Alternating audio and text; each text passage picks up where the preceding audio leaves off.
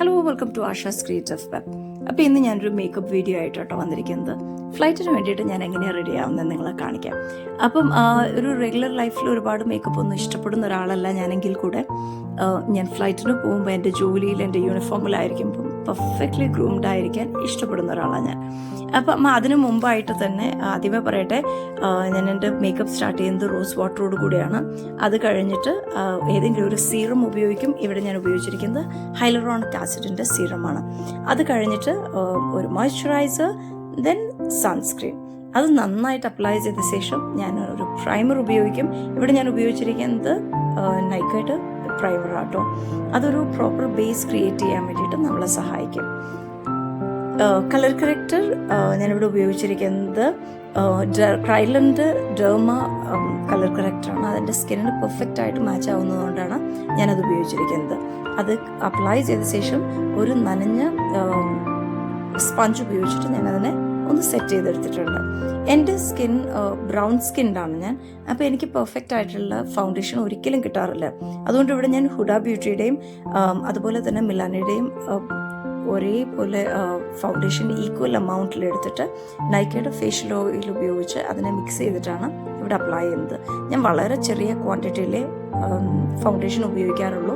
കാരണം ഒരുപാട് മണിക്കൂറുകളിൽ നിന്ന് നമ്മൾ ജോലി ചെയ്യുമ്പോൾ അത് പാച്ചി ആയിട്ട് വരാതിരിക്കാൻ വേണ്ടിയിട്ട് വളരെ ചെറിയ എമൗണ്ട് മാത്രമേ ഞാനിവിടെ ഉപയോഗിക്കുന്നുള്ളൂ.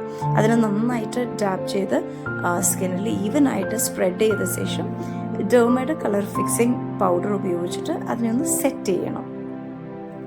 ഫൗണ്ടേഷൻ ഒന്ന് ഫിക്സ് ആയ ശേഷം ഞാനിവിടെ ഉപയോഗിച്ചിരിക്കുന്ന ബ്ലഷ് എന്ന് പറയുന്നത് ഫേസസ് സ്കാനയുടെ പെർഫെക്റ്റ് ബ്ലഷാണ്. അതിനിടയ്ക്ക് ഞാൻ നിങ്ങളെ കാണിക്കാൻ വിട്ടുപോയി. ഞാനിവിടെ മെബ്ലിൻ്റെ മാസ്റ്റർ ക്രോം ഹൈലൈറ്റർ കൂടെ ഉപയോഗിച്ചിട്ടുണ്ട്. ഹൈലൈറ്റർ വളരെ ഇമ്പോർട്ടൻ്റ് ആട്ടോ ഒരു ഗ്ലോസി ലുക്കിന് വേണ്ടിയിട്ട്.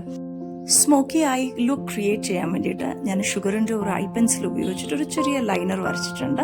അത് ഈവൻ ആയിട്ട് വരണമെന്നൊന്നും നിർബന്ധമില്ല. അത് കഴിഞ്ഞിട്ടൊരു ചെറിയ ബ്രഷ് ഉപയോഗിച്ച് അതിനെ നന്നായിട്ട് സ്മഡ്ജ് ചെയ്ത ശേഷം നൈക്കയുടെ കളർ പാലറ്റാണ് ഞാനിവിടെ ഉപയോഗിച്ചിരിക്കുന്നത്.